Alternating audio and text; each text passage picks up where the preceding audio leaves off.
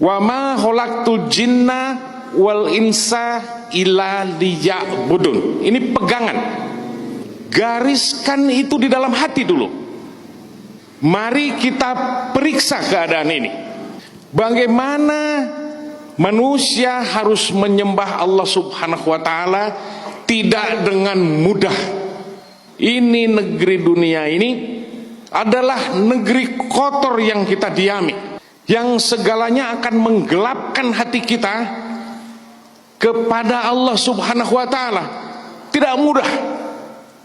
Kita harus mujahadah, harus membersihkan hati. Kita harus menjaga jawarih, indriawi kita. Kita tidak boleh angkuh kesombongan.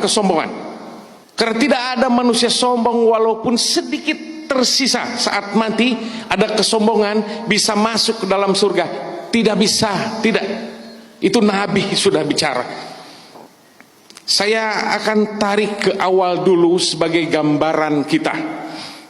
Bagaimana keadaan kita, bagaimana kedudukan kita, dan apa target-target kita di dalam kehidupan ini yang berupa keinginan-keinginan kita atas keselamatan di dunia dan akhirat. Yang saya katakan tadi terlalu mahal. Jadi jangan merasa bersih, apalagi merasa benar di dalam kehidupan. Barang siapa dia mempunyai pendapat bahwa orang lain salah, orang lain tidak bersih, dia saja ahli surga, yang syirik itu. Mengapa saya katakan seperti itu? Dia bertuhankan pendapatnya, tidak bertuhankan Allah Subhanahu wa taala. Tahu dari mana dia bisa masuk surga dan orang lain salah? Tidak begitu. Harus mensucikan diri dulu. Harus menghamba kita kepada Allah Subhanahu wa taala dengan benar. Mari kita lihat dari awal. Allah Subhanahu wa taala di dalam perintahnya, di alamul amr, alam perintah, lalu ada alamul khalq, dia disebut alam ciptaan. Disitulah Allah menciptakan sesuatu, diperintahkan oleh Allah Subhanahu wa taala, diciptakan oleh Allah Subhanahu wa taala. Turunlah makhluk sebagai ciptaan. Si makhluk yang diciptakan Allah Subhanahu wa taala ini, saat mulai dijadikan, ditiupkan ruhnya pada 4 bulan 10 hari. Ditiupkan ruhnya. Saat itu sang bayi mulai menggeliat di dalam perut ibunda. Dia belum datang di alam syahadah ini, belum. Dia masih di alam kesucian. Sekalipun ibunda kelakuannya jahat, hatinya jahat, fikirnya jahat, tetapi anak itu masih terpelihara dalam keadaan suci di dalam perut ibunda. Belum berlaku apa-apa. Masih diberi makan oleh Allah Subhanahu wa taala melalui tali pusarnya yang dipegang. Anak itu barulah dilahirkan, keluar saat biasanya 9 bulan lamanya. Dikandung oleh ibunya, keluar di anak itu. Anak ini keluar, dia kaget dari alam-alam yang suci yang masih terpelihara oleh Allah Subhanahu wa taala. Bayi yang tidak berdaya sama sekali ini, bayi yang sangat-sangat suci ini, dikeluarkan dari rahim ibunya, harus menghadapi, harus mencium udara dan keadaan serta suasana alam syahadah. Dia berteriak karena merasakan kekotoran. Betapa bengisnya, betapa kotornya, betapa durjana ini alam semesta yang dihirup oleh si suci kecil tadi. Dia berteriak. Tetapi makhluk kecil ini tidak berdaya. Sama sekali tidak ada daya. dengan jeritan sekeras-keras jeritan. Dengarkan anak yang baru lahir, jeritannya seperti apa? Menusuk hati kita. Dia berteriak ketakutan yang amat sangat. Merasakan hawa, merasakan sesuatu suasana alam semesta yang ada pada saat itu. Bagaimana yang saya katakan ketidakberdayaan makhluk kecil ini? Dia hirup udara itu. Dia tidak berdaya, dia tidak bisa menolak. Karena sudah keluar. Si hidungnya itu baru dipakai menghirup udara alam semesta yang baru ini. Saudara-saudara sekalian, tahukah udara yang dihirup itu bahwa segala hawa nafsu, segala keinginan, segala yang pernah ada terjadi seumur bumi ini terhirup semua sifat-sifatnya oleh anak itu. Dengan jeritan yang amat sangat, dengan rasa takut tetapi tidak berdaya, dia mewarnai hatinya, menyebar ke seluruh tubuhnya, memerah dia. Dia bernafas dengan keadaan ini. Tetapi anak ini masih jadi orang asing di atas bumi ini. Belum penduduk bumi sejati. Belum. Dia musafir dari alam kesucian.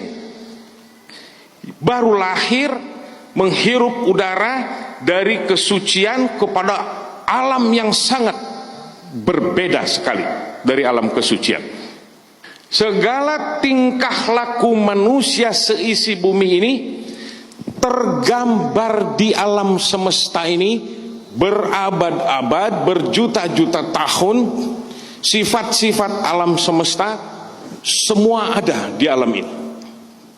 Tingkah laku manusia yang manis, yang durjana, yang jahat, yang baik, semua bercampur ada di alam ini dan terhirup oleh anak ini. Saya mengulang-ulangi, terhirup.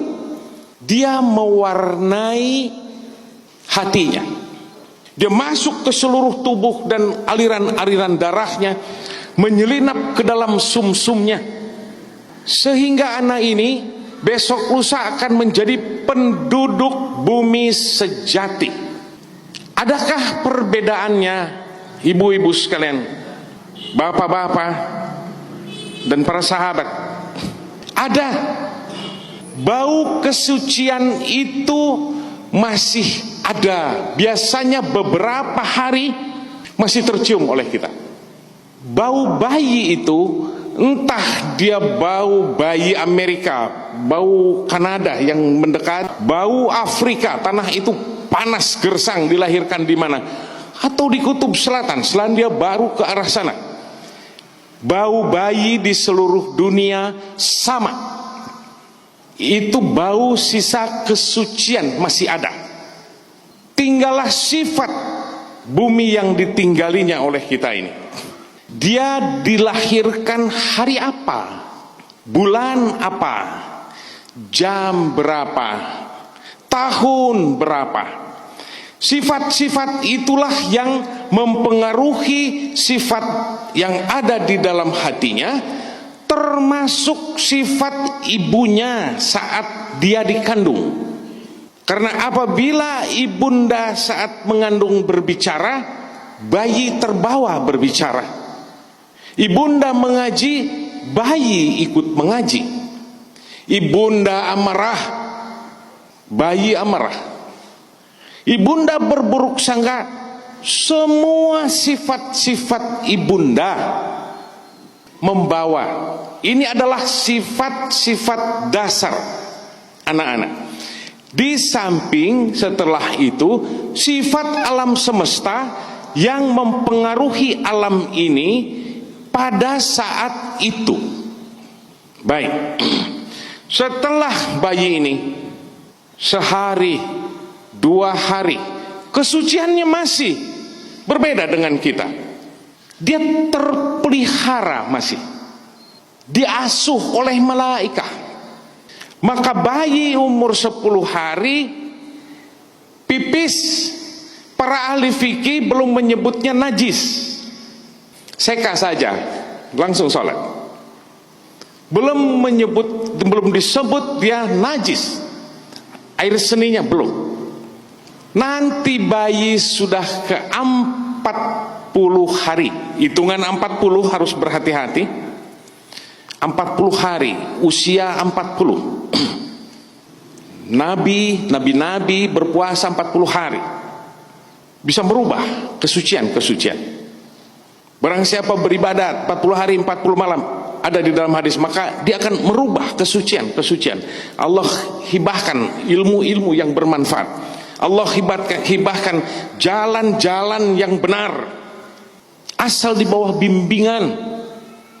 40 hari ke sana, anak ini akan pipisnya berubah baunya. Saat itulah pipisnya sudah najis, berarti dia sudah menjadi penduduk bumi sejati. Dia sudah lebih kokoh kehidupannya di atas dunia ini, sudah beradaptasi dengan alam kotor ini, sudah terbiasa. Anak ini biasanya di hari ke-7 dipotongkan hewan akikah. 1 ekor untuk anak perempuan, 2 ekor untuk anak laki-laki. Dipotong rambutnya dan diberikan namanya. Berilah dia nama yang baik. Lalu mengapa dipotongkan rambutnya? Orang-orang yang berhaji atau umrah, tawaf, sa'i, tahallul, atau ba'da jumratul aqabah, tahallul, penghalalan, dia dipotong juga rambutnya, tanda penghalalan. Dan anak ini 7 tahun dipotong. Sebagian ulama menyebutkan agar anak ini tidak angkuh. Salah satu sumber terbesar keangkuhan, kesombongan adalah rambut. Manakala kita sedang berkaca, tidak ada orang yang berkaca, kita semuanya, lalu bersisir membetulkan rambut yang dipotong tadi. Tidak menyebut, ini baik, sekarang sudah baik. Tidak. Pasti seperti itu. Tidak ada yang menyebut, ini buruk, mukaku buruk. Tidak. Semua yang nyaris berkaca dan mau pergi setelah berdandan, dia merasa tampan semuanya. Siapa yang menyebut tampan? Dirinya sendiri. Tanda itu sebuah keakuan bercokol di dalam hati. Dari kecil inilah dipotong rambutnya, diberikan namanya yang sesuai sifat-sifat alam semestanya. Atau kalau tidak mengerti tentang itu, beri nama yang baik. Karena setiap nama itu dipanggil, itu adalah doa. Anak ini belum dihitung dosanya, karena belum berakal, belum akil. Nanti dia di usia setelah akil balik, dicatat segala macam amal-amalnya, entah yang baik, entah yang buruk. Dihitung. Mengapa seperti itu? Karena disempurnakanlah tubuh yang sudah diwarnai tadi dengan akal. Kalau dia akan berbuat buruk, dengan akalnya keburukan. Kalau dia dengan harus beribadat, maka dia akan beribadat. Baik, di dalam kitab tadi disebutkan wa ma khalaqtul jinna wal insa illa liya'budun. Tidak kujadikan jin dan manusia melainkan untuk beribadat. Yang saya katakan tadi, garis bawahi di dalam hati itu. Allah menciptakan kita untuk, dan jin dan kita untuk beribadah. Kalau begitu, yang lainnya hanya mengisi kehidupan ini. Ada yang mau jadi presiden, silahkan isi kehidupannya. Ada yang mau jadi apapun, pejabat apapun, mau jadi pedagang apapun, mangga, silahkan. Itu mengisi kehidupan. Tetapi Allah Ta'ala menjadikan kita dan jin juga yang diciptakan oleh Allah adalah untuk ibadah, untuk menghamba-hamba kepada Allah Ta'ala. Kalau sudah tahu seperti itu, gerangan siapa kita ini? Kita adalah budak. Kita adalah budak yang tidak berdaya seperti bayi tadi. Dengan gesekan, dengan menghirup sifat alam semesta saja, kita sudah terkotori. Dengan bergaul dengan orang buruk saja, biasnya sampai kepada kita terkotori.